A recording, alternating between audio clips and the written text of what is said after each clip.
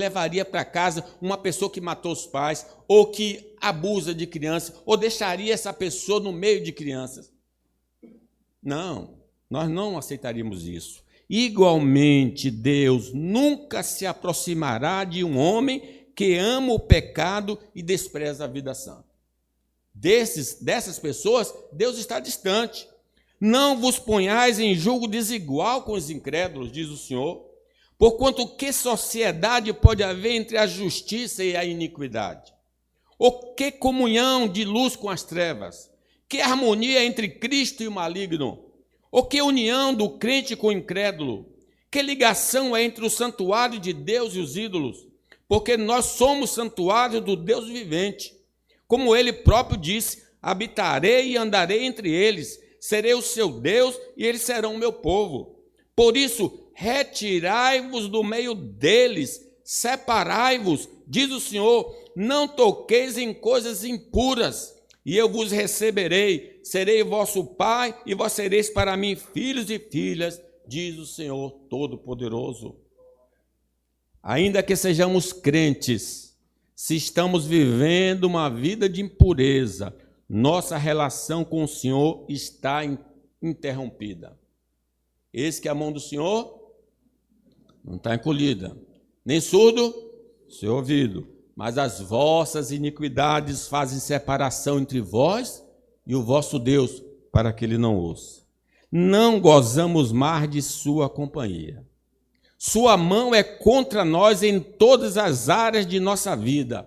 E se não houver arrependimento, iremos perecer eternamente. O Salmo 32. A sua mão pesava de dia e de noite. Deus quer nos perdoar. Amém. Deus quer nos perdoar e se relacionar conosco, mas nós precisamos confessar e abandonar o pecado. Necessitamos de Cristo para mediar essa reconciliação. Diz a palavra de Deus, lavai-vos, purificai-vos, tirai a maldade de vossos atos diante dos meus olhos, cessai de fazer o mal, aprendei a fazer o bem, atendei à justiça, repreendei ao opressor, defendei o direito do órfão, pleiteai as causas das viúvas.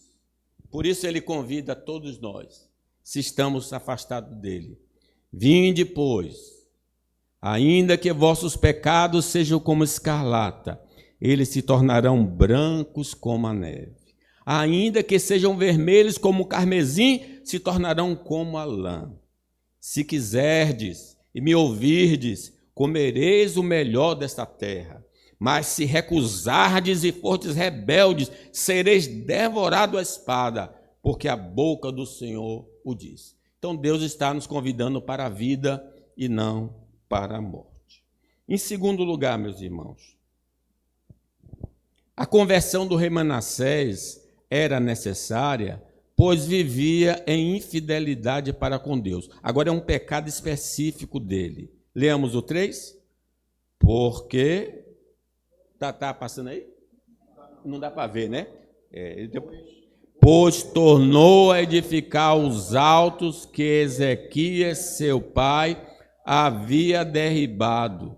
Levantou altares ao Baalins e fez postes ídolos, e se prostrou diante de todo o exército dos céus e os serviu. Lembra o primeiro grande mandamento?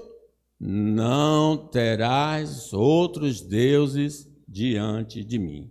Quando abandonamos o caminho do Senhor, retornamos aos antigos deuses da nossa vida. Os velhos hábitos retornam com muita força, porque deliberadamente alimentamos as falsas divindades.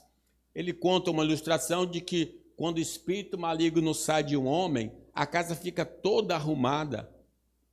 Mas aí o demônio vai para o deserto e, não encontrando lugar, ele volta para a antiga casa. E agora o estado desse homem será pior do que o primeiro, porque agora esse demônio trouxe mais 7 demônios. Porque o temor do Senhor já não mais existe em nossa vida, edificamos altares ao mundo, à carne e ao próprio diabo.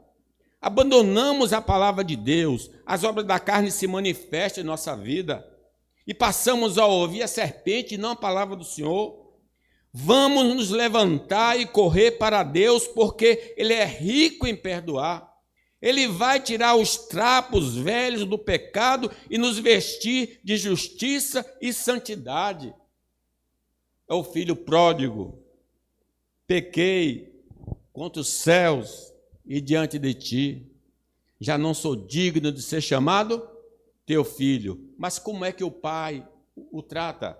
O pai, porém, disse a seus servos: trazei depressa a melhor roupa, vestiu, ponde-lhe um anel no dedo e sandália nos pés, trazei também e matai um novilho cevado, comamos e regozijemo-nos, porque este meu filho estava morto e reviveu, estava perdido e foi achado, e começaram a regozijar-se. Deus está querendo mudar essas vestes sujas da nossa vida e nos dar uma veste nova. Deixar de servir e adorar a Deus já é um grande pecado que cometemos, porque o primeiro mandamento é: amarás ao Senhor teu Deus de todo o teu coração. Mas se servirmos ao Senhor, quer dizer, continuamos na igreja com roupa suja, e ao mesmo tempo temos vários senhores que determinam nossa crença e comportamento, é gravíssima nossa iniquidade.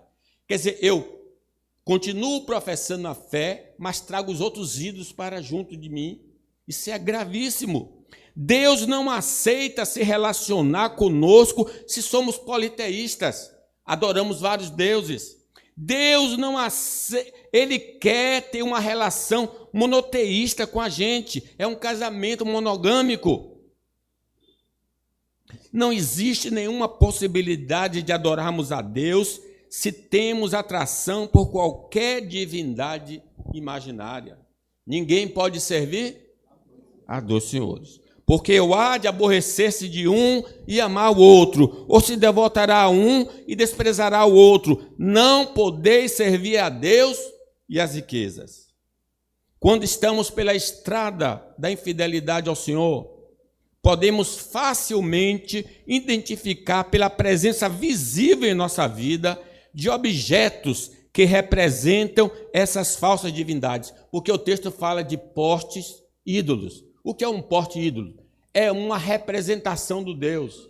É a fita do Bonfim que a pessoa coloca no braço, dá 3 nós, se não me engano, e deixa que ela se aprodeça ali, porque é uma representação dessa adoração. Quando nós estamos adorando os ídolos, há postes ídolos também na nossa vida.